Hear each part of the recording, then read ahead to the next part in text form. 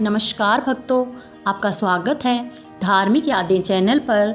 आइए शुरू करते हैं एक आध्यात्मिक सफ़र जय श्री श्याम के साथ। आज हम सुनेंगे भाई दूज की कथा। एक बुढ़िया माई थी, उसके 7 बेटे और एक बेटी थी। बेटी की शादी हो चुकी थी। जब भी उसके बेटे की शादी होती, फेरों के समय एक नाग आता और उसके बेटे को डस लेता था। बेटे की वही मृत्यु हो जाती थी और बहू विधवा। इस तरह उसके 6 बेटे मर गए। 7वें की शादी होनी बाकी थी। इस तरह अपने बेटों के मर जाने के दुख से बूढ़ी माई रो रो के अंधी हो गई थी। भाई दूज आने को हुई तो भाई ने कहा कि माँ, मैं बहन के घर जाऊँगा। माँ ने कहा ठीक है। उधर जब उसकी बहन को पता चला कि आज उसका भाई आएगा तो वह खुशी से पागल होकर पड़ोसन से पूछने गई कि आज तो मेरा भाई आएगा, मैं क्या बनाऊं, क्या करूं। अब पड़ोसन उसकी खुशी को देखकर जल भुन गई और उससे कह दिया कि घी से रसोई लीप ले और घी में ही चावल पका। उधर भाई जब बहन के घर जा रहा था तो उसे रास्ते में सांप मिला। सांप उसे डसने को हुआ। भाई बोला, तुम मुझे क्यों डस रहे हो? सांप बोला, मैं तुम्हारा काल हूँ और मुझे तुझको डसना है। भाई बोला, मेरी बहन मेरा इंतज़ार कर रही है। मैं जब तिलक करा के वापस लौटूंगा तब तुम मुझे डस लेना। सांप ने कहा, भला आज तक कोई अपनी मौत के लिए लौट कर आया है जो तुम आओगे? भाई ने कहा, अगर तुझे यकीन नहीं है तो तू मेरे थैले में बैठ जा। जब मैं अपनी बहन से तिलक करा के लौटूं तब तू मुझे डस लेना। सांप ने ऐसा ही किया। भाई बहन के घर पहुंच गया। दोनों बड़े खुश हुए। भाई बोला, बहन जल्दी से खाना दे, बड़ी भूख लगी है।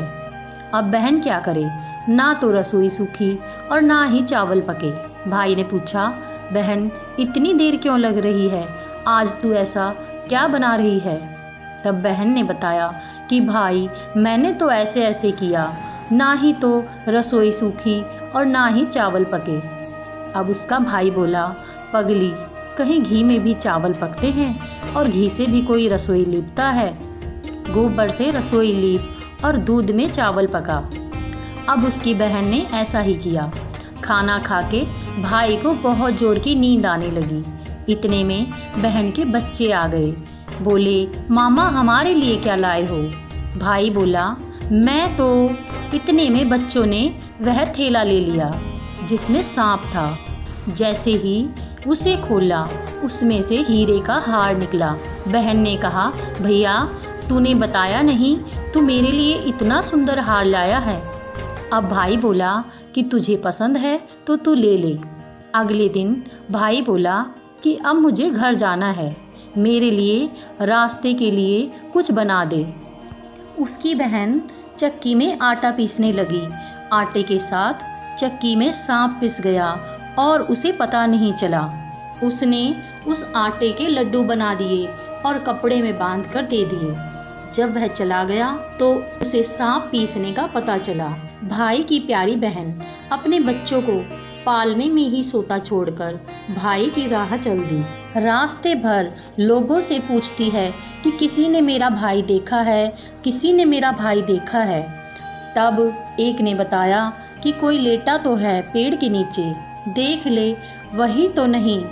भागी भागी पेड़ के नीचे पहुंची, अपने भाई को नींद से उठाया और बोली, भाई कहीं तूने मेरे लड्डू तो नहीं खाए? भाई बोला, ये ले तेरे लड्डू। नहीं खाए मैंने, ले दे के ये लड्डू ही तो दिए थे, उसके भी पीछे पीछे आई है। अब बहन बोली, नहीं भाई तू झूठ बोल रहा है, तूने ज़रूर खाया है, अब तो मैं तेरे साथ ही चलूँगी। भाई बोला, तू न माने तो चल। अब चलते चलते बहन को प्यास लगती है। वह भाई से कहती है कि भाई मुझे पानी पीना है। भाई बोला, अब मैं यहाँ तेरे लिए पानी कहाँ से लाऊं? दूर कहीं चील उड़ रही है, जा चली जा, शायद तुझे पानी मिल जाए। तब बहन वहाँ गई और पानी पीकर जब लौट रही थी तो रास्ते में देखती है कि एक जगह पर जमीन में 6 शिलाएं गड़ी हैं और एक शिला बिना गड़े हुए रखी थी। उसने उधर एक बैठी हुई बुढ़िया से पूछा कि ये शिलाएं कैसी हैं। उस बुढ़िया ने बताया कि बेटी, एक बुढ़िया है, उसके 7 बेटे थे। 6 बेटे तो शादी के मंडप में ही मर चुके हैं, तो उनके नाम की ये शिलाएं जमीन में गड़ी हैं। अभी 7वें की शादी होनी बाकी है। जब उसकी शादी होगी तो वह भी मंडप में ही मर जाएगा, तब यह 7वीं शिला भी जमीन में गड़ जाएगी। यह सुनकर बहन समझ गई ये शिलाएं किसी और की नहीं बल्कि उसके भाइयों के नाम की हैं। उसने उस बुढ़िया से अपने 7वें भाई को बचाने का उपाय पूछा। उपाय पूछने पर बुढ़िया ने बताया कि भाई के सब काम बहन करे तथा भाई भाबज को कोस कर गालियां दे, तभी भाई बच सकेगा। अब तो वह वहीं से भाई को कोसने लगी और अपने भाई के साथ गालियां देती देती पीहर पहुंच गई। थोड़े समय के बाद भाई के लिए सगाई आने लगी, उसकी शादी तय हो गई। जब भाई को सेहरा पहनाने लगे तो वह बोली, इसको क्यों सेहरा बंधेगा? सेहरा तो मैं बांधूंगी, मैं पहनूंगी, ये तो जलेगा मरेगा। और भाई को ऐसा कहकर कोसने लगी। सब लोगों ने परेशान होकर सेहरा बहन को दे दिया। बहन ने देखा उसमें कलंगी की जगह सांप का बच्चा था। बहन ने उसे निकाल के फेंक दिया। अब जब भाई घोड़ी पर चढ़ने लगा तो बहन फिर से बोली, ये घोड़ी पर क्यों चढ़ेगा? घोड़ी पर तो मैं बैठूंगी, ये तो जलेगा मरेगा, इसकी लाश को तो चील कौवे खाएंगे। अब सब लोग बहुत परेशान हुए। सब ने उसे घोड़ी पर भी चढ़ने दिया। अब जब बारात चलने को हुई तब बहन बोली, ये क्यों दरवाजे से निकलेगा? ये तो पीछे के रास्ते से जाएगा, दरवाजे से तो मैं जाऊंगी। तो सब पीछे के रास्ते से जाने लगे और इतने में ही दरवाज़ा अचानक गिरने लगा। सब लोगों को बड़ा अचंभा हुआ। अब रास्ते में एक जगह बारात रुकी तो भाई को पीपल के पेड़ के नीचे खड़ा कर दिया। बहन कहने लगी, ये क्यों छाँव में खड़ा होगा? ये तो धूप में खड़ा होगा, छाँव में तो मैं खड़ी होंगी।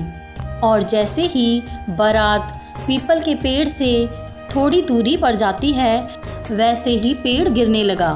अब तो सबको विश्वास हो गया कि ये कोई जादू टोना सीख कर आई है जो बार बार अपने भाई की रक्षा करती है। ऐसे करते करते फेरों का समय आ गया। फेरों के समय एक नाग आया। वो जैसे ही उसके भाई को डसने को हुआ तो बहन ने उसे एक लोटे में भर के ऊपर से ढक्कन बंद कर दिया। थोड़ी देर के बाद नागिन लहर लहर करती आई और उसकी बहन से बोली कि तू मेरा पति छोड़। तब बहन बोली कि तू मेरा भाई छोड़। नागिन ने कहा, ठीक है ले, मैंने तेरा भाई छोड़ा। बहन बोली, ऐसे नहीं, पहले 3 बार बोल। तब नागिन ने 3 बार बोला। फिर बोली कि अब मेरे पति को छोड़। अब बहन बोली, एक मेरे भाई से क्या होगा? हंसने बोलने के लिए और भी तो चाहिए, एक और भाई छोड़। ऐसा करते करते फेरों का समय आ गया। अब फेरों के समय एक नाग आया और वो जैसे ही उसके भाई को डसने को हुआ तभी उसने उसे एक लोटे में भर के उसे मार दिया। वह तो सब जानती थी, नाग को मारने की तैयारी उसने पहले से ही कर रखी थी। उधर रो रो के बुढ़िया का बुरा हाल था कि अब तो मेरा 7वां बेटा भी बाकी बेटों की तरह मर जाएगा। अब गांव वालों ने उसे बताया कि तेरा बेटा बहू लेकर आया है। तो बुढ़िया बोली, अगर यह सच हो तो मेरी आंखों की रोशनी वापस आ जाए। ऐसा ही हुआ। अपने बहू बेटे को देखकर वह बहुत खुश हुई और बोली, यह सब तो मेरी पगली ने किया है, कहाँ गई मेरी बेटी। सब बहन को ढूंढने लगे तो देखा कि वह भूसे की कोठरी में सो रही थी। जब उसे पता चला कि उसका भाई सही सलामत है तो वह अपने घर को चली। उसके पीछे पीछे सारी लक्ष्मी भी जाने लगी। बुढ़िया ने कहा, बेटी पीछे मुड़ के देख, तू सारी लक्ष्मी ले जाएगी तो तेरे भाई भाभी क्या खाएंगे। तब बहन ने पीछे मुड़ के देखा और कहा, जो माँ ने अपने हाथों से दिया वह मेरे साथ चल, बाद में बाकी का भाई भाभी के पास रहे। इस तरह एक बहन ने अपने भाई की रक्षा की।